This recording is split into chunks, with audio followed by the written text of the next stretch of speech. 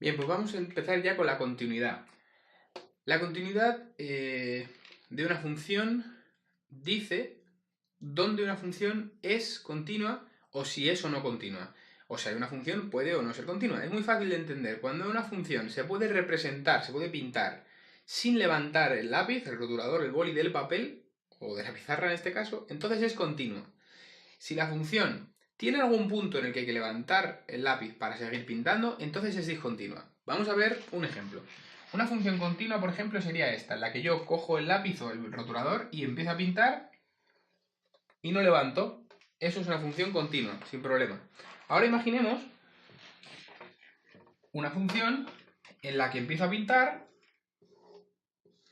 tengo que pararme un momento porque hay un salto, por ejemplo este salto, y luego sigo. Entonces esto es una función discontinua. Es discontinua porque aquí hay un salto donde yo he tenido que parar y volver a pintar después. Pues hay varios tipos de salto y varios tipos de discontinuidad, y eso es lo que vamos a ver aquí. Si una función es continua en todo R, por ejemplo, pues no hay ningún problema. Recordad que esto es el eje X, esto es el eje Y, y son rectas con números reales. O sea, esto es la recta de los números R reales. Ya hemos hablado 1000 veces de los números reales, ¿no? De lo que son.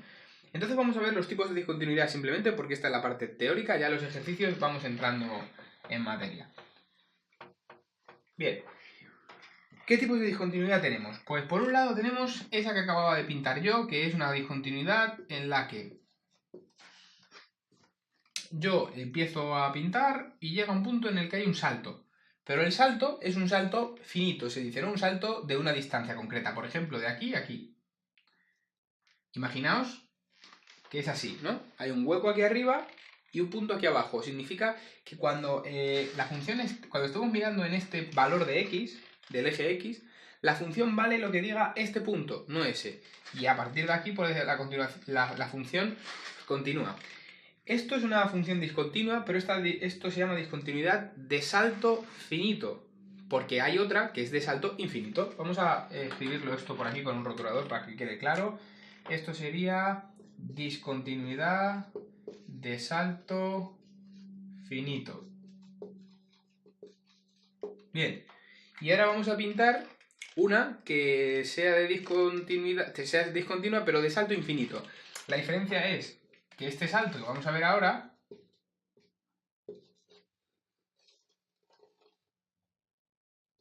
si os fijáis aquí, cuando llego a este valor de x, la función se va al infinito primero, muy para arriba, y luego vuelve desde el infinito, pero desde abajo. Entonces, desde aquí hasta aquí, por así decir, hay un salto, pero hay un salto infinito. Es muy grande el salto, ¿vale?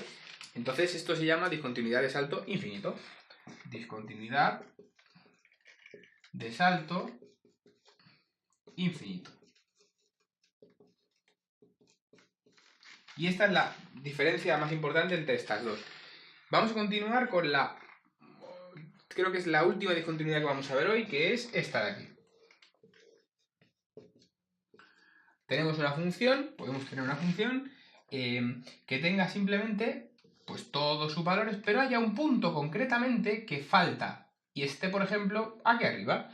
Es como si el punto lo hubiéramos desplazado, ¿no? Entonces, en algunos libros a esto lo llaman discontinuidad discontinuidad de punto desplazado.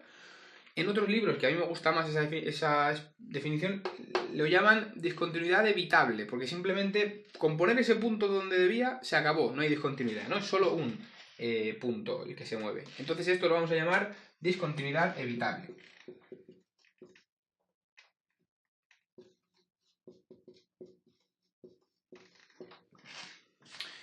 Y básicamente esas son las tres discontinuidades que hay. Es decir, una función solo puede ser discontinua de esas tres formas. Lo otro es que sea continua, es decir, que no tenga ningún salto ni ningún tipo de problema, que todos sus puntos estén uno detrás de otro y se pueda pintar sin levantar el lápiz del papel. Eso es básicamente la discontinuidad o la continuidad de una función.